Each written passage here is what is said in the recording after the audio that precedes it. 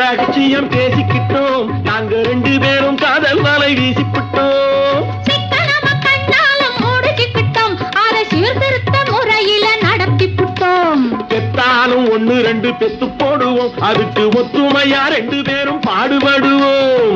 ஊதாரி பிள்ளைகளை பெக்க மாட்டோம், அது ஊரு வந்த வாங்கும்படி வைக்க மாட்டோம். நாங்க புதுசா கட்டிக்கிட்ட ஜோடிதானுங்க, நல்ல பாட்டு படிக்கும் வாரம் பாடிதானுங்க.